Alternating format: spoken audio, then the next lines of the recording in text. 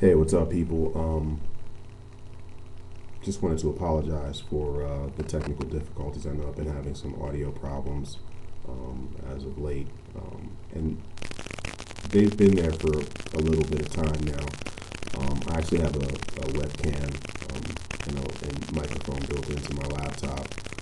It's a widescreen version, so it seems like when I'm using it at certain areas, in between listening to the video and uploading it, I'm not getting any feedback. But then when I actually watch the video back on YouTube, I'm finding that a lot of the videos are coming out sometimes distorted, and the audio is coming out distorted as well. So there's a lot of background or foreground feed. So I do apologize for that.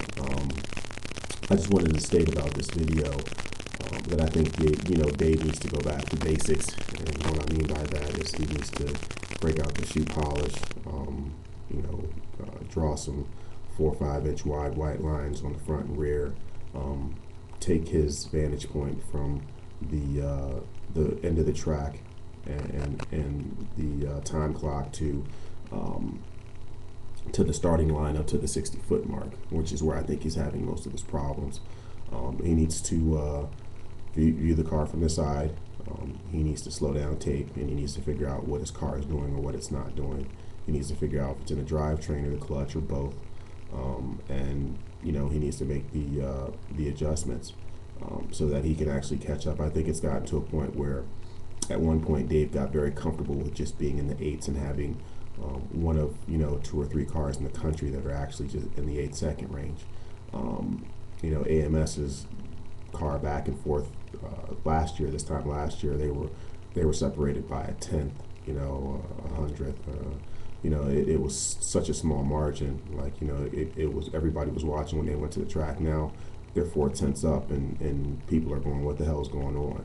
And I'm sure people are starting to ask Dave the question, and he doesn't really have a viable answer or solution for what's going on and what's not going on. He's probably saying, oh, the car is going to go faster, just keep watching. Well, I'm sure eventually it will, but I really don't think that it's because Dave knows how to make the car go faster. I think that he's just praying that if maybe he switches drivers, or maybe if a track hooks better. Listen, you're not going to pick up 4 tenths from hooking. There's something wrong in your drivetrain, in your suspension. There is something wrong. I did watch the video, and I think that his driver actually was on the rev limiter for quite a bit. I could attribute a tenth of the driver error to that, but for the most part, it's a solid 4 tenths. I mean, they're going exactly the same mile an hour, so we know that the car is capable. But I don't know how much the AMS car weighs. I'm not sure that it's lighter than Dave's car. I'm not sure of a lot of things concerning that car. I'm not sure of a lot of things concerning Dave's car. I'm just looking at what it is that I see and trying to take from that. So what it is that I see is that Dave needs to go back to basics. Instead of just standing around trying to look smart, he needs to actually start writing some stuff down. He needs to start data logging and trying to compare his tire pressures to last year. He needs to start maybe checking fuel contamination. I just made a video about that, and I'm gonna have to redo it over again because there was so much background noise that a lot of people probably won't understand it unless they've really been listening. That's a video that a lot of people won't understand anyway, just because and not that it's super complicated, but they just don't understand the technicals behind fuel and storing fuel and stuff like that. But getting back to this, I just think that like I said, Dave's been very comfortable with just being in the 8s, but I don't think that he wants AMS to go into the 7s. And since they're making progress every time they go to the track, I believe that before their 842 run, I think that they were going 856s, if I'm not mistaken, or 854s. So they picked up a tenth and some change. So their car is progressing. And I think that they made the necessary adjustments to actually go faster. I'm not saying they build a better car. I'm not saying any of those things. I'm just comparing their race car to the AMS's race car.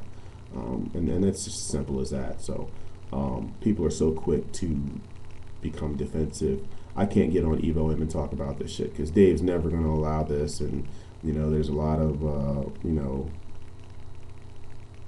websites out there that are the same, because they're all pushing that Buschur Racing product. So, he's got his hand in everybody's back when it comes to that shit, it seems like. But anyway, so I just wanted to make this video.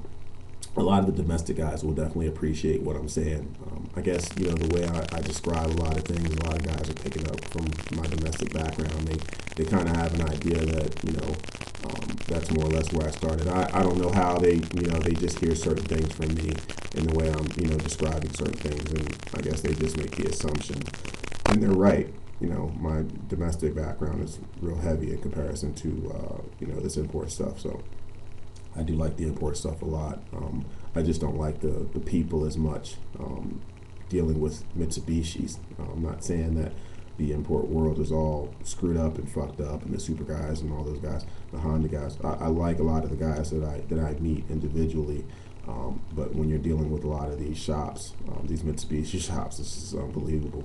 But I'm not going to get into that, and I definitely don't want to make this video much longer than it has to be. So I've pretty much said what I had to say. A lot of people will agree, a lot of people will disagree, and that's fine. I have no issues with that. Leave me a comment, I'll always comment back, and it's just that simple. So I've said what I had to say, and I'm out.